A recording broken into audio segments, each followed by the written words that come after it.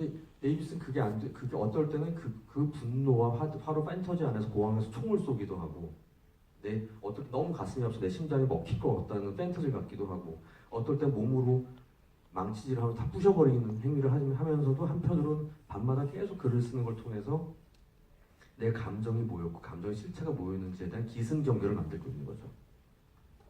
이 기승전결을 만드는 걸 통해서 그건 예전 일이고 지금 일어난 나에게 벌어지고 있는 이 일들은 이 일대로 따로 있는 거야 라는 걸 구별하게 됨으로써 내가 황망하게 균리를 잃어버리게 되고 내 인생이 갑자기 확 흐트러져 버리게 된 사건들로부터 다음 단계로 넘어가게 되는 힘을 얻게 됩니다. 그게 실제로 우리가 상실을 경험하고 애도를 하는 과정이기도 해요. 근데 그 과정은 단번에 일어나지 않아요, 절대로. 그래서 초기에는 저희는 충분히 슬퍼라고 얘기합니다.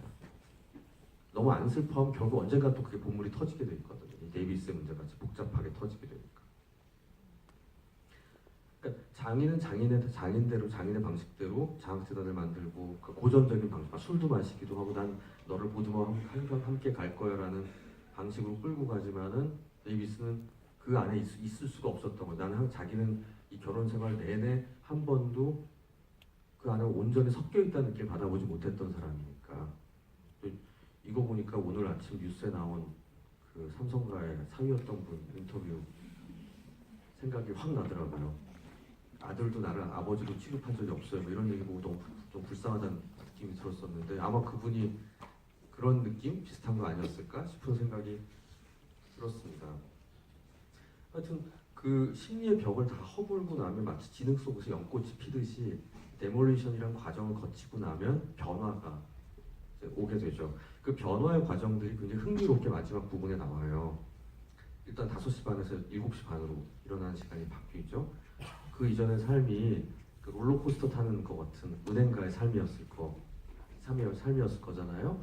근데 그런 사람들이 갑자기 메리고라운드로 바뀌죠. 되게 상징적이었던 장면이라는 생각이 들어요.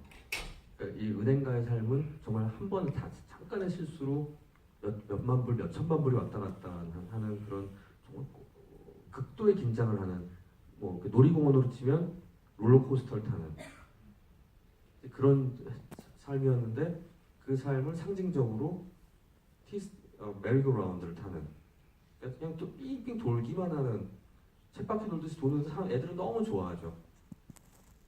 별거 아닌 정말 30초에 한 바퀴씩 돌고 있는데 거기에 줄리아의 카루셀이라는 이름을 붙여서 추모하는 그러니까 어떻게 보면 그 데이비스의 삶의 태도가 바뀌는 의전한 장인이 원하고 모두가 원하는 그리고 누가 보든 성취하고 부자가 되고 가만히 돈 많이 버는 삶이었는데 그게 아니라 그냥 빙빙 돌지만은 그 루틴 속에 지내는 그런 삶을 앞으로 살려고 그러는 게 아닌지 아마도 그냥 제가 제가 느끼는 어떤 그 데이비스의 마음은 그런 삶에 대한 결심 이런 것들을 보인다는 생각이 들었습니다. 그래서 이제 그래서 장인에게 미안하다는 말을 용기를 가지고 할 수 있는 거고요.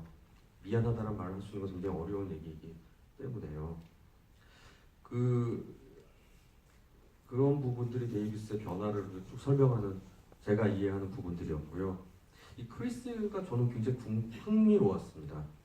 이 영화가 요즘 나온 몇 개의 요런 급의 영화들 중에서 상당히 풍부한 영화라는 생각을 하게 된 거는 요즘 나왔던 한 100분 정도짜리 이런 영화들은 대부분 요 얘기 하나만 갖고 끝내는데 옆에 캐런과 크리스의 얘기가 붙으면서 훨씬 풍부해진 얘기라는 생각이 들어요. 이 청소년기에 아버지의 부재, 청소년기의 성정체성 이슈라는 것, 외로움, 다음에 내가 어디에 소속되지 못한다는 느낌, 나는 누구인가에 대한 부분에 대한 동병상련 이런 얘기들을 겹가지로 서플러스로 집어넣어주는 걸 통해서 우리는 데이비스의 이야기와 함께 크리스의 이야기를 함께 보는 걸 통해 전체적인 데몰리션이라는 영화가 얘기하고자 하는 좀 더 깊은 느낌들을 갖게 한다는 생각이 들어요. 이 크리스는 아버지 없이 자라고 엄마만 있었는데 엄마의 애인은 완전 마초고요. 단순한 마초인데 크리스랑 맞지 않고, 그때 크리스가 우연히 알게 된 우리 엄마 옆에 온 또 하나의 양 날라리 이상한 놈, 우리 엄마 이상한 사람, 맨날 마리화나 피는 사람 이라고 생각하고 있었는데, 흥미로운 두세 가지 정도 얘기가 있죠. 하나가 뻑 얘기 많이 하니까 그거 하면 하나도 멋있지 않아.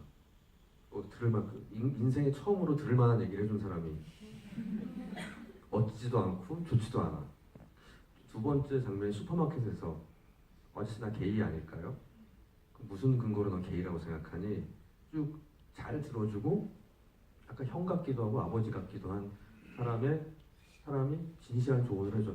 그래 너 게이일 가능성도 있고 마일 가능성도 있는데 하지만 얘기하지 마. 학교에선 너한테 좋은 거 하나도 없어. 대신 너 어른 되면 도시로 나가. 뉴욕도 좋지만 LA나 샌프란시스코 가면 더 좋을 거야. 서부에 가면 훨씬 자유롭게 너 지낼 수 있어. 자기가 게이인지 자기가 게이일 가능성이 있다라는 생각, 자기 젠더 이슈에 대한 고민들이 많을 때 다른 동년배 친구들은 그걸 판단적 관점에서 보고, 아니 미친놈, 아니면 요즘 우리 혐오들이 많듯이 그런 관점으로 봤는데 그냥 받아들여 주는 거죠. 그리고 현실적인 조언을 주죠. 널 바꾸려고 하는 것도 아니고 부추겨 주는 것도 아니고, 그냥 너 잘됐다, 너는 도리어 너 잘됐고 앞으로는 게이 인생을 살아라 뭐 이런 것도 아니고 염려를 해주죠. 진정한 염려를 해준다는 느낌을 받죠. 우리 청소년기에 애들이 가지고 있는 공격성, 화, 분노를 총을 다루는 걸 보고서는 어떻게 하면 이 분노를 안전하게 다룰까에 대한 걸, 총 쏘는 즐거움을, 총을 쏘는 걸 보여주고, 또 경우에 따라서는 자기 방탄복을 입고 총을 쏴보라고. 그러니까 어떻게 보면 굉장히 영화적인 장면이라는 생각이 들고, 얘기를 들어보니까 이 부분이 굉장히 미국 관객들한테는 좀 이렇게 부정적으로 보였다는 얘기를 하더라고요. 요즘 총기 사건도 많고 그러니까 어떻게 애한테 총을 주냐라는 말을 하긴 하지만은, 저는 이 장면을 전형적으로 신뢰가 만들어지는 장면이라고 봤거든요. 마치 비렐름 텔의 아빠가 아들이 사과 쏘라고 하는 거에 반대 버전 같은. 저는 그 총 쏘다 밑으로 쏘면 어쩌려고 저런 거 무섭더라고요. 그거. 근데 그 세 개의 장면을 통해서 트러스트십이 만들어지게 되고, 처음으로 크리스는 믿을 만한 사람이, 어른이 세상에 있다는 걸 경험하죠. 그거는 사실 저는 제가 보는 환자들이 대부분 청소년들이 많아서, 청소년, 대학생, 젊은 친구들이 많은데 제일 힘들어하는 분들 중에 하나가 믿을 만한 어른을 만나보지 못한 사람들이거든요. 세상에 대한 분노, 희망 없이 지내는 사람들 쭉 얘기해본 부모님도 좀 썩 만족스럽지가 않고, 선생님도 없고, 어른 중에 뭔가 롤모델이 될 만한 사람 본 적이 없는, 안타깝게 만난 적이 없기 때문에 자신의 삶을, 세상에 대한 믿음 자체를 갖기 어려운 경우들을 보게 되는데요. 이런 부분들이 이제 크리스와 데이비스 사이에 벌어진 그 얘기였다는 생각이 듭니다.